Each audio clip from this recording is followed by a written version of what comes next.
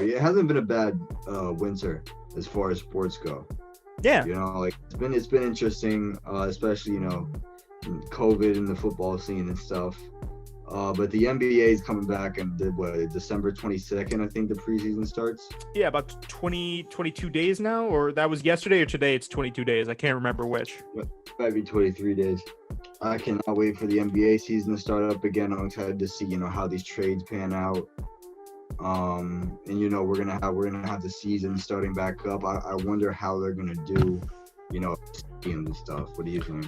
Well, I know my Oklahoma City Thunder has said that they don't want fans in the stadium anymore. They kind of reversed their statement on that. Originally, they were planning to have, I think it was the same MO with a lot of other teams where it's reduced capacity and other such things like that. But now they're not having any fans in there to even begin with. So I think they're going to go backwards. They're going to begin the season with no fans and then go forward from that point. I think we're going to see last year, and I'll say it a million times on this podcast, last year was such a treat for us as NBA fans, us as podcasters, everyone as NBA fans. We got to see a great competitive NBA with a great finish in Kobe's memory for LeBron, for AD. I think this year we're going to see a similar, but in the same way, different NBA.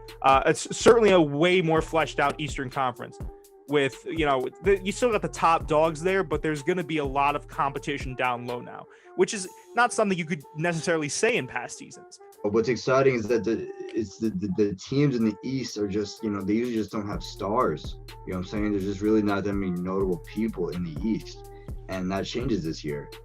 The West is still pretty stacked and everything, but you're gonna get KD, Kyrie, you're gonna get your boys on the Heat. You still got Giannis and all that, and you're just adding people to the Hawks.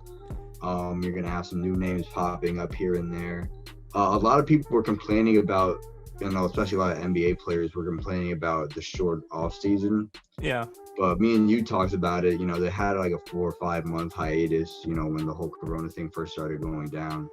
It would have been working out anyways. I mean, I don't see the problem with that. I mean, obviously, we're not professional athletes. We don't get paid to dribble a basketball. We're sitting here talking about professional athletes that get paid to dribble a basketball. But, I don't see the problem. I mean, they do pro runs anyway. Like, I've been watching actually something that I've been really getting into is watching, like, all these guys train. And because I have to, for the podcast editing, like, I'll have to do B-roll. And I'll just watch J-Law pro basketball runs with Jeremy Lin, Montrezl Harrell. So these guys are working out anyways. I don't know. It just doesn't seem to me like it's that big of an issue. Like, you get paid. I'm not saying to any extent of like shut up and dribble. That's not what I'm saying. I don't want anyone to think that is what I'm saying. But you do, there is a way better recovery science, way better everything. I mean, an athlete can stay in their prime. The same thing kind of situation with John Wall that we were talking about. You don't think he's going to come back 100%. I think the same technology that allows these guys to have such a short off season and come back ready to go, I think it's the same thing. I think that these guys will be fine. I think we'll see more competitive basketball. We saw obviously a Lakers team that reloaded.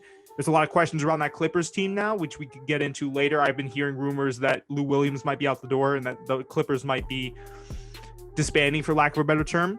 But I think it should be fine. I think we should be in for a really interesting NBA this year, and different in a lot of ways. But I think it'll have a strong. Do we want to call this the new era of the NBA, Nige?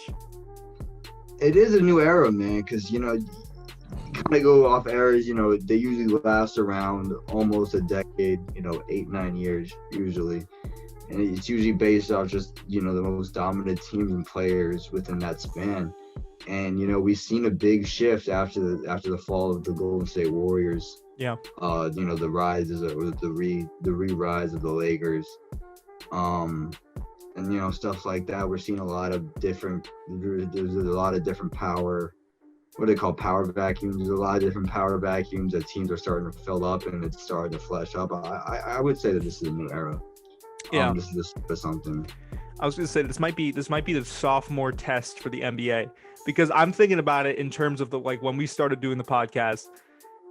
We've been here. That was their freshman year, and their freshman year was fantastic. Right. Now they got to follow it up with a strong sophomore year.